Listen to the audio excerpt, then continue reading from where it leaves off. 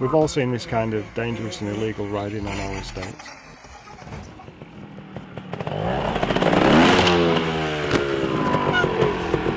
Here are some great riders to show you how to do this legally and safely and have loads of fun.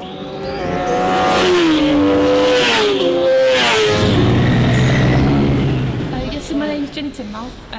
I'm a professional motorbike racer and full-time motorbike mechanic as well.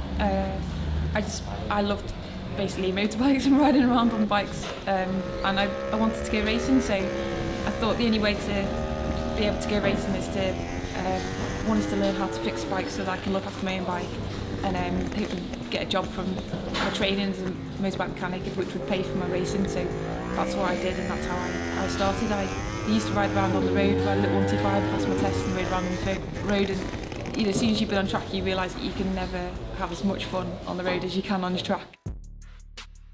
I mean, the safety element is a massive part of it, because basically if you want to enjoy yourself and do the big stunts and do the fun things, which definitely we all love doing, you've got to be safe, because you can't push yourself to the limit without being safe.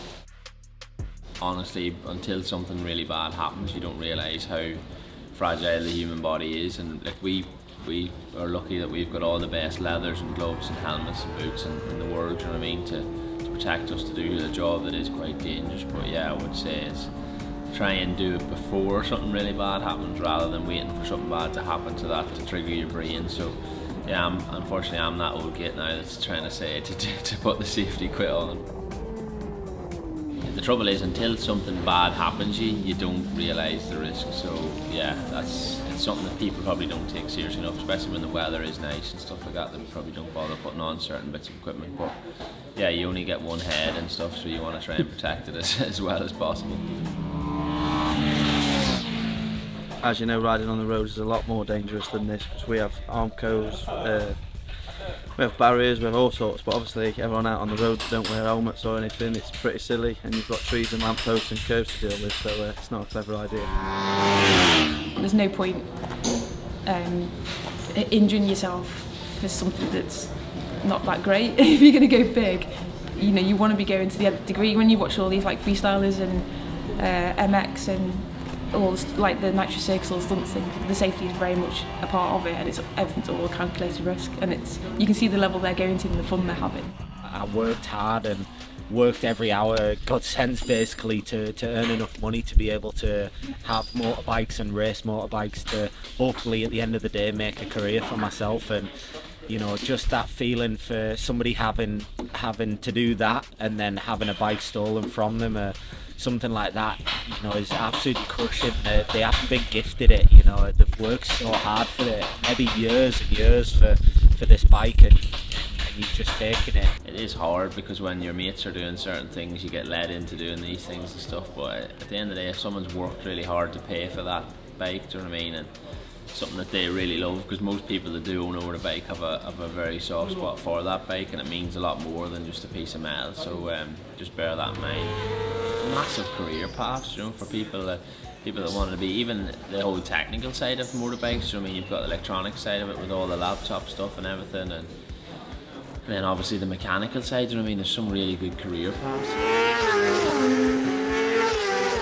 The importance is really to wear the right kit at all times, whether you're motocrossing, cross tracking, road racing, or even doing a low-level, low-risk sport like trials. It's still important to wear the right kit.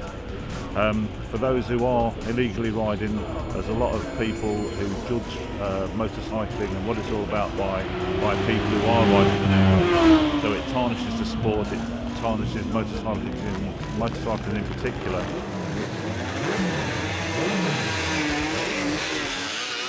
We want people to enjoy motorbiking without having a criminal record.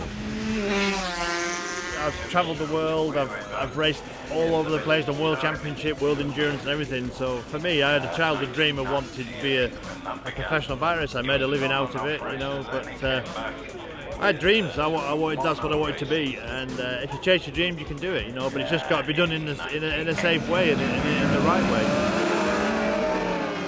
start on the smaller bikes and build yourself up, and then you know, you can be successful and make a living out of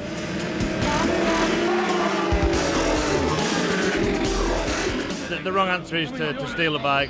No helmets on, no safety gear, flat out around these estates and on wasteland. Not only are they putting themselves in danger, they're putting other people in danger. You know, other people have worked hard to get their bikes and stuff, and they don't deserve to get the bike stolen. But if you want to do it, speak to somebody, open up. You know, go to these clubs. There are clubs that cater for this. They may let you have they may let you have a ride on one.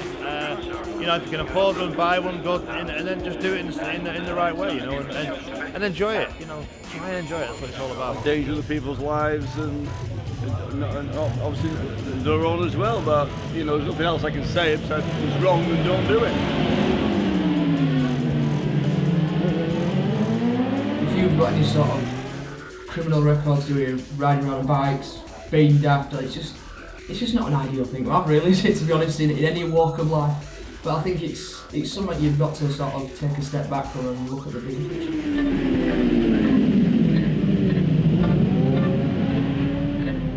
If you're looking at any biking community, whether it's off-road, road bikes, local clubs, they're always doing charity events and giving to the local community. Whereas they get tarred with the same brush as somebody that's stolen one of their bikes and that's riding around the public road on it, doing wheelies, terrorising people. That's the bit that sort of gets me a bit frustrated about it, to be honest.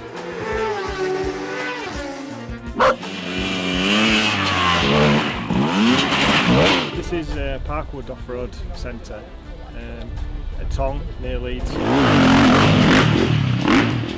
just doing some enduro riding. We have a practice day here every Wednesday afternoon, and then enduro practices once a month on a weekend. It's a great place to ride. Enduro is cross-country motorcycle riding, so you use a bike like this, which is basically a motocross bike with lights. It can be registered and road legal. In and out of woodland, up and down steep hills, through streams, that sort of thing, over jumps. It's quite an exciting, involving sport. It's quite physically demanding, but it's accessible for everybody. All you need is an off-road bike. Although it is slower and it's more technical than motocross, there's still a good buzz to it. Another great venue is Bumpy. Started out as a trials training venue, but it's expanded into all kinds of motorcycle training, including motorcycle driving licence training. Bikes are great fun, but they're so much more fun when you're riding legally and safely, especially when there are so many great ways to get involved.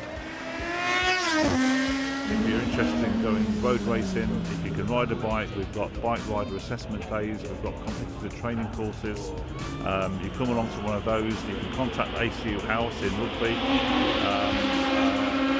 We can arrange for people to come along to a recognised track like Brands Hatch or Cadwell Park, Donington Park, any of the big circuits. They all do these types of courses. You know, if you want to go and do something, you can do it. You might think you might not be able to. You might think you need a load of money, or you need a family member to give you a load of money to do something, or you genuinely don't. Anything you want to, you can do.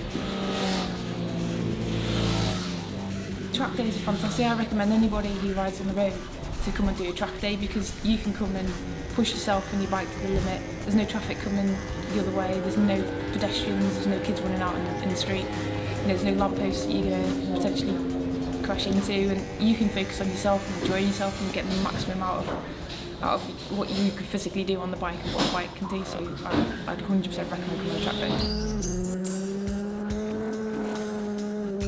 If you want to do it, then tell your parents, tell your family.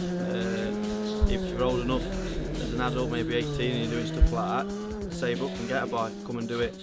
Come and do it legally. Come onto a school like this, and you have people teach you to do it, and it's somewhere where you can legally do it, and you can go as fast as you want.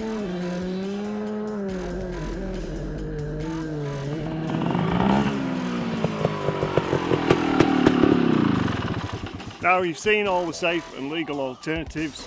Get involved, get out there and have some fun.